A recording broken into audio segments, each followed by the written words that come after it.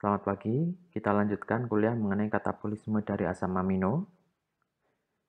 Asam amino sendiri, dia merupakan suatu molekul yang tidak bisa disimpan apabila jumlahnya berlebihan dalam tubuh kita. Jadi kita lihat struktur dari asam amino, ada gugus amin, ada gugus karboksilatnya. Nah ini akan dipecah ya apabila berlebihan dari dalam tubuh. Misalnya asamnya akan mengalami oksidasi, kemudian aminnya ini akan dibuang atau di-recycle. Baik. Jadi kelebihan asam amino tidak dapat disimpan seperti halnya glukosa maupun lemak. Nah, kalau berlebihan apa yang terjadi? Jadi asam amino ini dapat digunakan sebagai bahan bakar melalui konversi menjadi asetil-CoA, menjadi aseto-asetil-CoA, menjadi pirufat, menjadi metabolit yang merupakan intermediat dari siklus asam sitrat. Nah, gugus aminonya ini nanti akan dikonversikan menjadi urea dan disekresikan melalui urin. Nah, dari ini ya, intermediate yang dari perubahan asam amino ini, maka dapat disusunlah biomolekul, misalnya glukosa, asam lemak, maupun badan-badan keton dari ini turunan dari asam amino. Baik, ini adalah bagaimana penghilangan nitrogen dari asam amino. Ya, ada sekian tahap. Yang pertama, kita berkenalan dengan reaksi namanya perpindahan atau transfer dari gugus amin pada asam amino ke asam alfa keto. Nah, di sini. Jadi aminnya akan ditransfer terlebih dahulu. Nah, reaksi tersebut namanya adalah transaminasi. Enzimnya adalah aminotransferase, yang mana ini perlu piridoksal fosfat. Baik, setelah tadi mengalami tahapan yang pertama itu transaminasi, maka tahapan yang kedua adalah gugus amino ini akan di-uptake di liver untuk mengalami ekskresi nitrogen. Nah, kalau tadi kan namanya aminotransferase ya. Nah, yang di sini kalau dia masuk ke liver, apa yang terjadi? Misalnya di sini glutamat membebaskan gugus aminonya sebagai amonia. Nah, proses ini disebut sebagai deaminasi oksidatif. Apa itu deaminasi? Tentu saja pengurangan gugus amino. Dan oksidatif karena dia ada proses oksidasi. Nah, the amino group from many of the alpha amino acid, jadi gugus amino dari asam amino alfa kemudian dikumpulkan dalam liver dalam bentuk molekul L-glutamat. Nah, ini ada enzim namanya glutamat dehidrogenase. Jadi dari glutamat ini akan mengalami kehilangan amonia, mengalami proses tadi deaminasi oksidatif, menghasilkan alfa ketoglutarat. Nah, di awal saya sampaikan ada molekul kecil yang merupakan pembawa nitrogen. Ya, kalau Anda masih ingat, ada yang namanya glutamat, ada yang namanya glutamin, satu lagi adalah yang namanya alanin.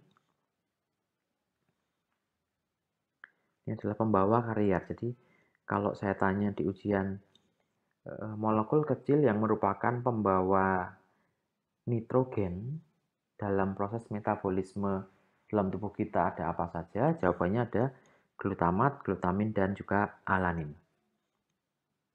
Nah, setelah tadi dihasilkan akumulasi di liver ya, terjadi transaminasi, terjadi deaminasi oksidatif.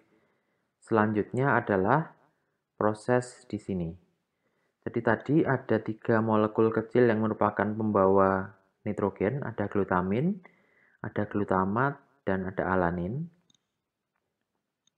Ini masing-masing akan dikonversi menjadi glutamat. Kemudian glutamat ini akan mengalami deaminasi oksidatif ya. Ini menghasilkan ini NH4+, kemudian mengalami reaksi lebih lanjut dengan bikarbonat oleh enzim karbomoil fosfat sintetase menghasilkan karbamoil fosfat. Nah, reaksi ini terjadi di matriks mitokondria. Nah, apa yang terjadi setelah terbentuk karbamoil fosfat? Maka karbamoil fosfat ini akan mengalami reaksi lebih lanjut yang ini terjadi di sitosol, yaitu yang namanya siklus urea. Kalau siklus urea ini hasilnya apa? Tentu saja hasilnya adalah urea ya. Kita lihat di sini, ini adalah hasilnya adalah urea. Jadi karbamoil fosfat mengalami reaksi lebih lanjut menjadi sitrulin, kemudian arginosuksinat, fumarat, ornitin menghasilkan urea, kemudian ornitinnya lagi masuk lagi ke dalam matriks mitokondria, membentuk karbamoil fosfat, dan seterusnya. Ini siklus akan berulang kali. Nah, kalau kita bandingkan ya, secara umum, ini yang di bawah ini tadi yang di matriks mitokondria. Jadi CO2 dan NH4+ ini adalah hasil peruraian dari asam amino. Dari proses tadi yang diawali dari aminotransferase, kemudian deaminasi oksidatif, kemudian NH4 bereaksi dengan bikarbonat menghasilkan karbamoil fosfat, menjadi sitrulin, sitrulin keluar ke sitosol menjadi arginosuksinat, arginin, ornitin, ornitin masuk ke sitrulin, di mana di sini hasil reaksi dari arginin ini selain ornitin adalah urea.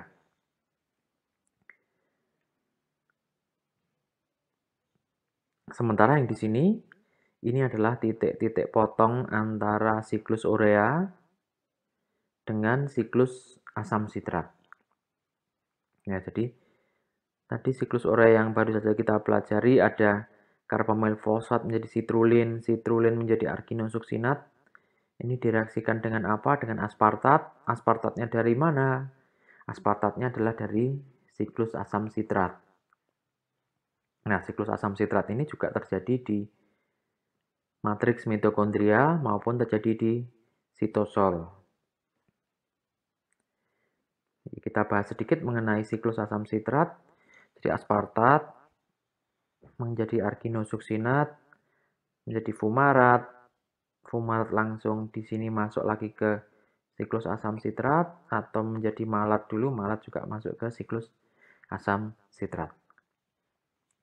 Baik, itu tadi mengenai katabolisme dari asam amino. Ada beberapa tahapan yang meliputi satu perpindahan amino atau amino transfer. Kemudian proses yang kedua adalah deaminasi oksidatif. Kemudian setelah itu adalah reaksi yang melibatkan siklus urea ya.